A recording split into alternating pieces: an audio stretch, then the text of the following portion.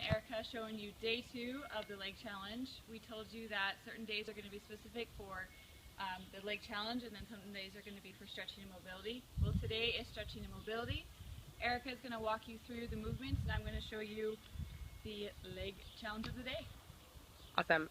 Erica's behind the camera. I'm sick, so I didn't want to get dressed.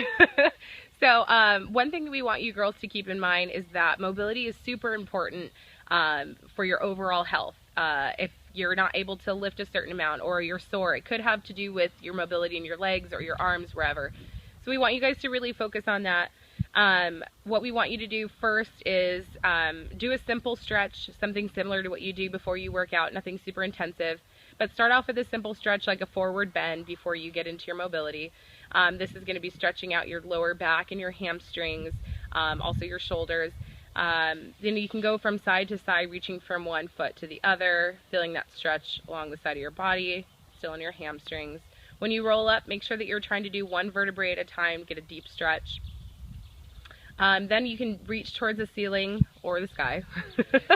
push up real high like you're reaching for your dreams, and then do a side bend. You'll feel that in your obliques and your lats, your arms. You might feel it slightly in your legs.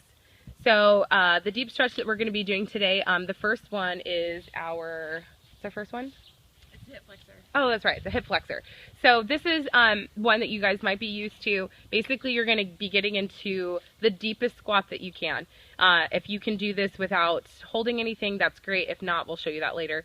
So you're going to start by getting down into a squat.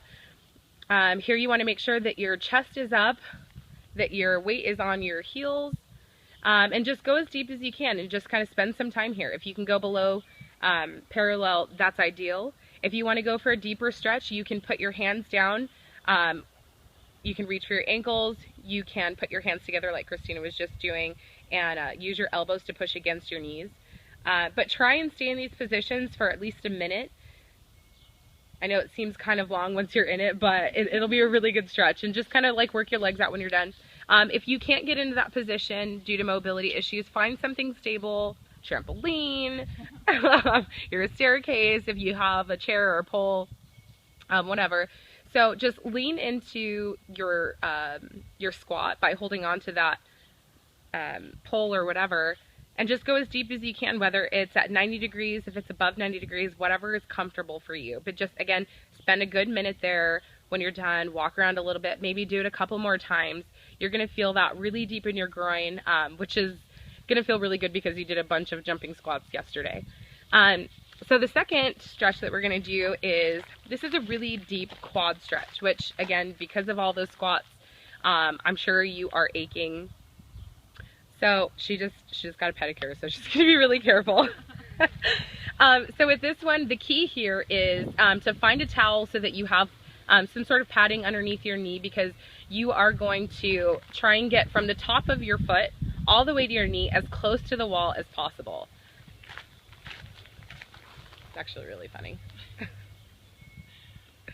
There you go. Okay, so she's going to try and scoot back just a little bit farther. There you go. So you want to get the top of your foot all the way to your knee, as close to the wall as possible. You want to make sure that your other leg that's out in kind of like a lunge position, you want to make sure that, again, that knee is over the ankle for support. And you, another thing you want to do is you want to make sure that your hips are squared forward. You don't want them jutting out to the side. So make sure those hips are square, and then you want to make sure that your chest is up. If you need something to rest on, you can use your knee if you need to, but again, the most important way to achieve that stretch is your chest up and your knee back, and you'll feel that, we promise you, all down the front of that quad. So just alternate legs. In between that, make sure to walk around.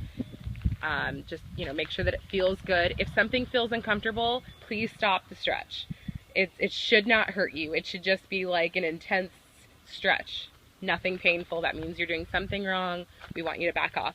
So we hope that you guys are enjoying the challenge so far. I know it's kind of odd to just do stretching for one whole day, but again, we promise you, you will be able to jump higher, lift heavier, move better, mobility. Do it. Bye.